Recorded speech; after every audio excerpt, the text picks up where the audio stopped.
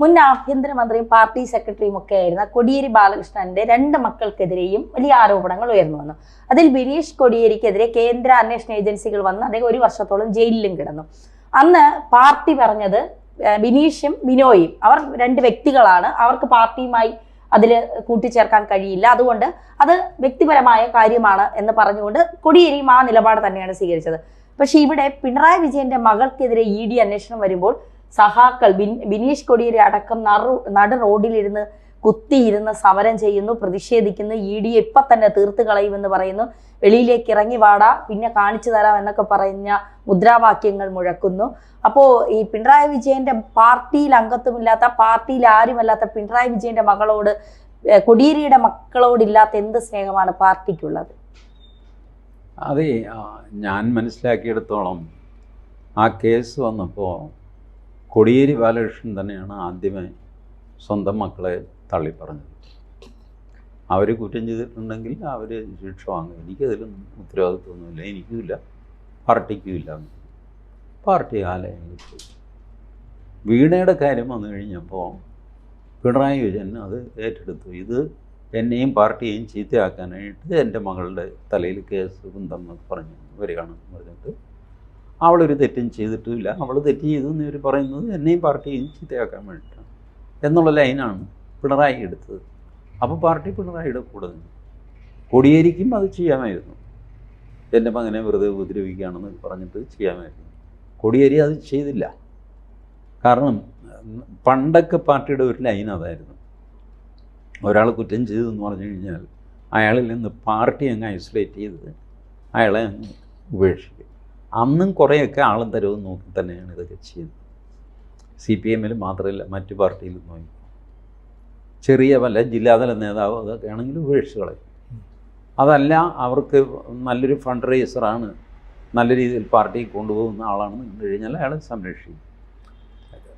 ഇതിപ്പോൾ സംഭവിച്ചത് ഇതാണ്. അന്ന് എനിക്ക് ഓർമ്മയുണ്ട്, കോടിയേരിയാണ് ആദ്യം സ്വന്തം മക്കളെ തള്ളിപ്പറയുന്നത്. അതോടെ പിന്നെ പാർട്ടിക്ക് എളുപ്പമായി. അല്ല, അങ്ങനെയല്ലേ സാർ ചെയ്യേണ്ടത്? കാരണം വീണയ്ക്ക് പാർട്ടിയുമായ ഒരു ബന്ധമില്ല. അപ്പൊ ഈ കേസ് വരുമ്പോൾ അത് വീണ പാർട്ടി എന്തിനാണ് ഇങ്ങനെ പ്രതിഷേധിക്കുന്നത്?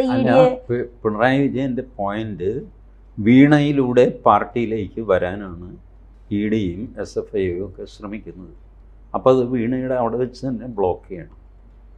വീണയോട് വിരോധം ഉണ്ടായിട്ടല്ല ഇവർ ഈ കേസുമായിട്ട് ഇറങ്ങിയിരിക്കുന്നത്.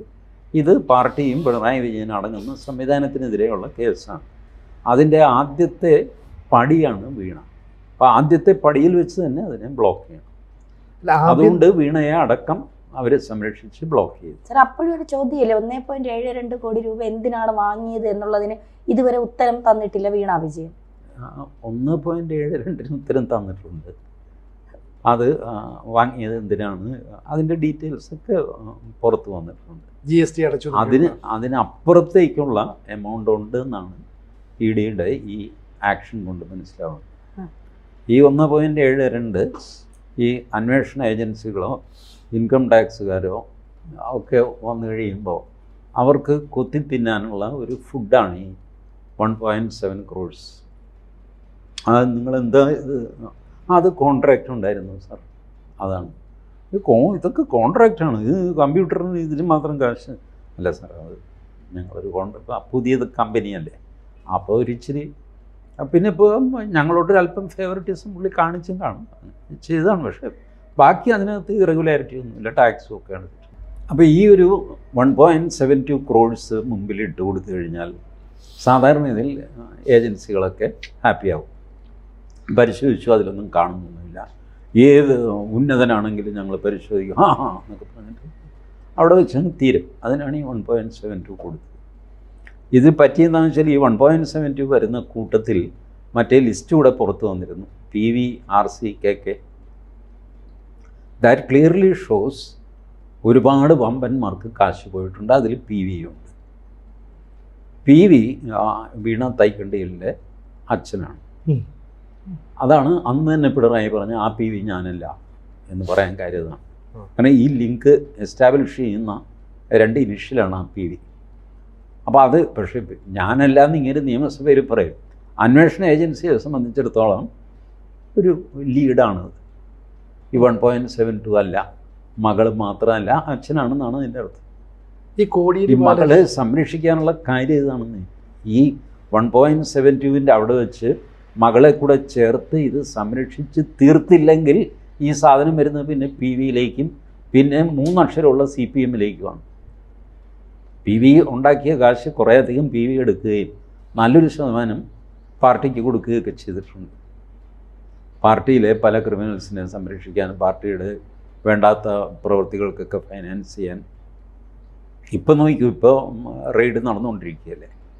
ഇപ്പോൾ ഇത് റെയ്ഡ് ഇവിടെ വെച്ച് അവസാനിപ്പിക്കാൻ, ഈ കേസ് ഇവിടെ വെച്ച് തീർക്കാനായിട്ട് ഹൈക്കോടതി, സുപ്രീം കോടതി, അതിൻ്റെ വക്കീൽ ചെലവ്, ഇതിനൊക്കെ പൈസ ഇവിടെ.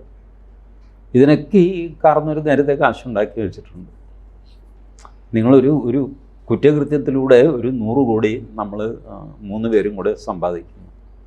അതിലൊരു 10 കോടി ഇതിനെ തുടർന്ന് വരാവുന്ന കേസുകൾ ഫൈറ്റ് ചെയ്യാനായിട്ട് 10 കോടി മാറ്റി വയ്ക്കും. എന്നിട്ട് 90 കോടി നമ്മൾ 30 കോടി വെച്ച് 3 പേരും വീതിച്ചെടുക്കും. പിടിക്കപ്പെടുകയോ കേസ് വരികയോ ചെയ്തു കഴിഞ്ഞാൽ ഈ 10 കോടി ഡെപ്പോസിറ്റ് ഉണ്ട്. വക്കീലന്മാർക്ക് കൊടുക്കുന്നു, ജാമ്യം എടുക്കുന്നു, വലിയ മാധ്യമങ്ങളിൽ സ്വാധീനം നടത്തുന്നു, എല്ലാം ചെയ്യുന്നു. ഇതാണ് ഇതിൻ്റെ ഫോർമുല. അപ്പോൾ ഇപ്പോൾ ഈ ED ഇതിനെ തുടർന്ന് കേസുകളുണ്ടാകും. അപ്പോൾ പിണറായി വിജയൻ്റെ കയ്യിൽ സ്റ്റോക്ക് പൈസയുണ്ട്, ഉണ്ടാക്കിയ കാശുണ്ട്. അത് കുറേശ്ശെയായിട്ട് കേസിനും ഇതിനൊക്കെ ആയിട്ട് ഉപയോഗിക്കും. അപ്പോഴത്തേക്ക് കാലം കുറേ കഴിയും, വയസ്സാവും, കുറച്ച് പേര് മരിച്ചു പോകും, എന്തെങ്കിലുമൊക്കെ സംഭവിക്കും. അല്ല, ഞാൻ ചോദിക്കുന്നത്, കോടിയേരി ബാലകൃഷ്ണൻ പാർട്ടി സെക്രട്ടറി ആയിരുന്നപ്പോൾ എടുത്ത നിലപാടുണ്ടല്ലോ. അപ്പോൾ ഈ മോൻ ബിനീഷ് കോടിയേരി അതിനു മുമ്പ് ധന്യ ചിരിച്ചുകൊണ്ട് ഞാൻ പറയുകയാണ്, ലുക്ക് അറ്റ് ലാലു പ്രസാദ് യാദവ്.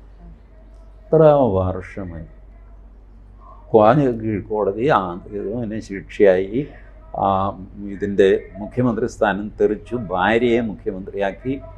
ഇപ്പോഴും അദ്ദേഹം ജയിലിലാണ്, ജാമ്യത്തിൽ ഇറങ്ങിയിരിക്കുകയാണ്, കേസിന് അപ്പീൽ പോയിരിക്കുകയാണ്. എണീറ്റ് നടക്കാൻ വയ്യ. അപ്പോഴും നടന്നു. അപ്പോൾ ഈ പിണറായി വിജയൻ ഇപ്പോൾ എത്ര 80 മറ്റോ ആയില്ല, 81. ഇനിയിപ്പോൾ എത്ര കാലമാണ്?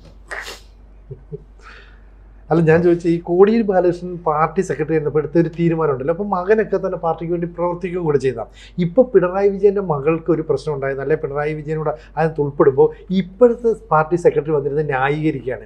എന്തിനാണ് പിണറായി വിജയനെ പേടിച്ചുകൊണ്ട് ഇപ്പോഴും CPM നേതാക്കൾ ഇങ്ങനെ ഒരു നിലപാട് ചെയ്യുന്നത്? ഇപ്പോൾ പിണറായി വിജയനെ മാത്രമല്ലെന്നെ പേടിക്കുന്നത്, ഇതെല്ലാം കൂടെ കുടുങ്ങും ഇതിനകത്ത്. അതല്ലേ, പിണറായി വിജയൻ വ്യക്തിപരമായിട്ട് വെട്ടിച്ച കാശ്, അതിൻ്റെ ഗുണഭോക്താക്കൾ പാർട്ടിയിൽ ഒരുപാട് പേരുണ്ട്. പാർട്ടിയുടെ ഒരുപാട് ഇഷ്യൂസ് തീർക്കാനായിട്ട് ആ പണം ഉപയോഗിച്ചിട്ടുണ്ട്. ആ പിണറായി വിജയൻ ഒറ്റയ്ക്കല്ല, പാർട്ടിക്കുള്ളിലൊരു കോക്കസ് ഉണ്ട്. ആ കോക്കസിനെ എതിർത്തവരെല്ലാം പാർട്ടിയിൽ നിന്ന് പുറത്തുപോയി. ഇപ്പോൾ MV ഗോവിന്ദൻ പിണറായിയുടെ വിശ്വസ്തനായിട്ട് നിൽക്കുന്നത് എന്തുകൊണ്ടാണ് കഴിഞ്ഞ തെരഞ്ഞെടുപ്പിൽ MV ഗോവിന്ദൻ്റെ ഭാര്യയ്ക്ക് സ്ഥാനാർത്ഥിയാകാൻ അവസരം കിട്ടിയത്? അതെന്തോ ഒരു കളക്കളിയായിരുന്നില്ല. അതിൻ്റെ പേരിലാണ് TK ഗോവിന്ദൻ ഈ ഗോവിന്ദൻ്റെ ഭാര്യയെ കണ്ട് പേടിച്ചാണ് ആ ഗോവിന്ദൻ ഇറങ്ങിപ്പോയത്, അല്ലേ? അതെ. ഈ ഗോവിന്ദൻ്റെ ഭാര്യ ഇത് കുടുംബം ആയിട്ട് മാറുകയാണല്ലേ പാർട്ടി. പിണറായി വിജയൻ, ഭാര്യ, മകൾ, മകൻ MV ഗോവിന്ദൻ, MV ഗോവിന്ദൻ്റെ ഭാര്യ, പിണറായി വിജയൻ്റെ മകളുടെ ഭർത്താവ്, ഇങ്ങനെ ഫാമിലി സെറ്റപ്പായിട്ട് മാറുകയാണ്. ഇന്നിപ്പോൾ റെയ്ഡ് നടക്കുന്നുണ്ടെന്ന് നോക്കിക്കോ. മുഹമ്മദ് റിയാസിൻ്റെ വീട്ടിൽ റെയ്ഡ് നടന്നില്ലേ? അതെ, കോർട്ടിൽ. ഇതുവരെ മുഹമ്മദ് റിയാസിൻ്റെ പേര് ഈ കേസിൽ വന്നിട്ടുണ്ട്? വന്നിട്ടേ ഇല്ല. പക്ഷേ റെയ്ഡ് നടന്നപ്പോൾ റിയാസിൻ്റെ വീട്ടിൽ നടന്നു. അത് ഈ ഫാമിലി സെറ്റപ്പാണ്. അപ്പോൾ മുഹമ്മദ് റിയാസും പാർട്ടിക്കുള്ളിൽ വലിയ ആളല്ലേ? അതെ. എന്തോ സംസ്ഥാന ചുമതലയിലൊക്കെ ഉള്ള ആളല്ലേ? സംസ്ഥാന സെക്രട്ടേറിയറ്റ് അംഗമാണ്. അപ്പോൾ ശരിക്കും പറഞ്ഞാൽ അത് പാർട്ടിയുടെ ഇഷ്യൂ ആയിട്ട് മാറി. പിണറായി വിജയൻ്റെ പേരിൽ, മുഹമ്മദ് റിയാസിൻ്റെ പേരിൽ ഒക്കെ കേസുകളുണ്ടായി വരുന്നു. അപ്പോൾ അത് പാർട്ടിയുടെ പ്രശ്നമായിട്ട് മാറി. ഈ കേസിന്റെ പോക്കിനി എങ്ങനെയായിരിക്കും? ഇപ്പൊ വീണയുടെ ചോദ്യം ചെയ്യൽ തുടരുന്നു എന്ന് പറയുന്നു. ഇത് ഈ ഘട്ടം വെച്ചങ്ങ് നിൽക്കുകയാണോ, അതോ കുറേ സെൻസേഷൻ ഉണ്ടാക്കിയിട്ട് ഒന്ന് അടങ്ങിക്കോളും? വേറെ എന്തെങ്കിലും നടക്കുമെന്ന് എനിക്ക് തോന്നുന്നു. അല്ല, PV എന്നുള്ള പേര് പിണറായി വിജയൻ ആണെന്ന് ബോധ്യപ്പെട്ടു, അതുകൊണ്ടാണ് ഞങ്ങൾ പത്രക്കുറിപ്പ് ഇറക്കുന്നത് ED പറയുകയും ചെയ്തില്ലേ? അത് പിണറായി വിജയനാണെന്ന് ബോധ്യപ്പെട്ടൊന്ന് EDക്ക് ബോധ്യപ്പെട്ടാൽ പോരല്ലോ, കോടതിക്ക് ബോധ്യപ്പെടണ്ടേ? വലിയ പ്രയാസമാണ്. 2 ഇനിഷ്യൽ വെച്ചിട്ട് നിങ്ങൾക്കൊന്നും ചെയ്യാൻ പറ്റില്ല. പണ്ട് ഇതുപോലെയാണ്, ഇനിഷ്യൽ വെച്ച് കുടിക്കുന്നതാണ് LK അദ്വാനിയെ. LKA 35 എന്നൊരാളിൻ്റെ ഡയറിയിലുണ്ട്. ജെയിൻ ബ്രദേഴ്സ്, അവരുടെ ഒരു ഹവാല കേസ് CBI അന്വേഷിക്കുമ്പോഴാണ് അതിൽ LK 35, അപ്പോൾ LK അദ്വാനിക്ക് 35 ലക്ഷം രൂപ കൊടുത്തു. അത് വലിയ വാർത്തയായി. അദ്വാനി രാജിവെച്ചു, ലോക്സഭയിൽ നിന്ന് രാജിവെച്ചു. ഇനി ഈ കേസിൽ ഞാൻ നിരപരാധിയാണെന്ന് തെളിയുന്നത് വരെ ഞാൻ പാർലമെൻറ്റിൽ കാലുകുത്തില്ല. ലോക്സഭയിലും പോയില്ല, രാജ്യസഭയിലും പോയില്ല, പുറത്തുനിന്ന് കുറക്കാൻ. CBI അന്വേഷിച്ച് അവസാനം ഇതിനകത്ത് യാതൊരു കഴിവില്ല. LK എന്തു ആകാമല്ലോ, LK എന്താണെന്ന് ആർക്കും അറിയില്ല. ഡയറി എഴുതിയ ആൾ മരിച്ചു പോകുകയോ മറ്റോ ചെയ്തു. ഇത് എങ്ങനെ എസ്റ്റാബ്ലിഷ് ചെയ്യാനാണ്? ബട്ട് ആ മനുഷ്യൻ മാന്യനായതുകൊണ്ട് പുള്ളി പറഞ്ഞു, ഇത് എൻ്റെ നിരപരാധിത്വം തെളിയുന്നവരെ ഞാൻ പാർലമെൻ്ററി രംഗത്ത്, പാർട്ടി പ്രവർത്തനത്തിലുണ്ടാകും, പാർലമെൻ്ററി രംഗത്തുണ്ടാവില്ല. അപ്പം അങ്ങനെ നിങ്ങൾക്ക് വെറുതെ ഒരു ഇനിഷ്യലിൻ്റെ പേരിൽ ഒരാളിനെ അങ്ങനെ കൊടുക്കാനൊന്നും പറ്റില്ല. എന്നാൽ എല്ലാവർക്കും സാമാന്യ ബുദ്ധിക്ക് ഇപ്പോൾ ഈ കേസിൽ വെറും ഒരു ഇനിഷ്യലല്ലല്ലോ, PV, RC, ഇത് 2 RC ഉണ്ടല്ല. അപ്പോൾ പിന്നെ ഈ കേസ് ഇങ്ങനെ മുന്നോട്ട് പോകും. ഇത് കൂടാതെ ഇതിലേറ്റവും വലിയ മിടുക്കനായ KK ഉണ്ട്, കുഞ്ഞാലിക്കുട്ടി. IK മരിച്ചുപോയി, ഇബ്രാഹിം കുഞ്ഞ്. അപ്പോൾ അത് ഇത് ടു ഓബ്വിയസ് ആണ്. പക്ഷേ ഒരു കേസിൽ നമുക്ക് എസ്റ്റാബ്ലിഷ് ചെയ്യാൻ പറ്റില്ല. മറ്റേ ഇപ്പോൾ പിണറായി വിജയൻ പറയാണ്, ഞാനല്ല PV, എനിക്കറിയില്ല എന്ന്. ഏത് PV എന്ന് പറഞ്ഞതാണ്. പക്ഷേ നിങ്ങൾക്ക് അസോസിയേറ്റഡ് എവിഡൻസ് ഉണ്ടെങ്കിൽ നിങ്ങൾക്കത് അത് EDയുടെ കയ്യിലുണ്ടെങ്കിൽ ആ പിണറായിയെ കൊടുക്കാൻ പറ്റും, അല്ലെങ്കിൽ ഇനിഷ്യൽ വെച്ച് കൊടുക്കാൻ പറ്റില്ല. അല്ലെങ്കിൽ തന്നെ ഇപ്പോൾ നേരത്തെ പറഞ്ഞതുപോലെ ഈ മകൾ വീണ വിജയൻ്റെ പേരിൽ 1.72 കോടിയുടെ ഒരു കണക്കുണ്ടല്ലോ, അതിൻ്റെ ലിങ്ക് നീണ്ടി വന്നാൽ പിണറായി വിജയനിലേക്ക് എത്താം. മുഖ്യമന്ത്രി എന്ന നിലയിൽ അദ്ദേഹത്തിന് വിപുലമായ അധികാരങ്ങളുണ്ടായിരുന്നു. ഇപ്പോൾ കേരള പോലീസ് നിസ്സഹായരാണ്, അല്ലെങ്കിൽ ആഭ്യന്തരമന്ത്രി രമേശ് ചെന്നിത്തല പറഞ്ഞത് ഞാനൊന്നും അറിഞ്ഞില്ല. അപ്പോൾ ഇതെല്ലാം കൂടെ കണക്ട് ചെയ്താൽ പിണറായി വിജയനിലേക്ക് എത്തുകയും കേരള പോലീസ് ഉണ്ടെങ്കിൽ ഈ റെയ്ഡ് നടക്കില്ലായിരുന്നു. ഇപ്പോൾ പിണറായി വിജയൻ മുഖ്യമന്ത്രി ആയിരുന്നപ്പോൾ എന്തുകൊണ്ടാണ് ഇവർ റെയ്ഡ് ചെയ്യുന്നത്? ഈ ഹൈക്കോടതിയിൽ സ്റ്റേ ഉണ്ടായിരുന്നു. ആ സ്റ്റേ വെറുതെ പറയുന്നതാണ്. CMRLൻ്റെ കേസായിരുന്നു അത് ECIR ഇടണോ വേണ്ടേ എന്നുള്ള ചോദ്യത്തിലായിരുന്നു കേസ്. ECIR ഇടുകയോ ഇടാതിരിക്കുകയോ ചെയ്യാം, അത് EDയുടെ പ്രിറോഗേറ്റീവ് ആണെന്ന് പറഞ്ഞിട്ട് വിധി. അതിലൊന്നും പിണറായി വിജയൻ്റെ റെയ്ഡും ഇല്ലൊരു മണ്ണാങ്കട്ടയില്ല. ഇതിപ്പോൾ ചെയ്തിരിക്കുന്നത് പിണറായി വിജയൻ ഭരിച്ചുകൊണ്ടിരിക്കുന്ന സമയത്താണെങ്കിൽ കേരള പോലീസ് ഈ റെയ്ഡ് തടയും. ലുക്കറ്റ് മമതാ ബാനർജി എന്താ ചെയ്തുകൊണ്ടിരുന്നത്? CRPF ഇറങ്ങിയാൽ അവർ ലോക്കൽ പോലീസിനെ വെച്ച് തടയും, ബോർഡർ സെക്യൂരിറ്റി ഫോഴ്സിനെ ലോക്കൽ പോലീസ് വെച്ച് തടയും. ഒരു ഫോഴ്സും ഒരു റെയ്ഡും ഒന്നും അവിടെ നടക്കാൻ അവർ ലോക്കൽ പോലീസ് സമ്മതിക്കില്ല. ഇവർ പിണറായി വിജയൻ്റെ സെക്യൂരിറ്റി പറയും, ഈ വീട്ടിലേക്ക് കയറാൻ പറ്റില്ല, നിങ്ങൾ ED ആയിരിക്കാം, ആരുമായിരിക്കാം, പക്ഷേ ഈ വീട്ടിൽ മുഖ്യമന്ത്രി Z കാറ്റഗറി പ്രൊട്ടക്ഷനുള്ള ആളാണ്, ഇവിടെ കയറാൻ പറ്റില്ല. കഴിഞ്ഞില്ലേ? വലിയ സംഘർഷമായിട്ട് മാറുന്നത്. അതുകൊണ്ട് ED വെയിറ്റ് ചെയ്യായിരുന്നു.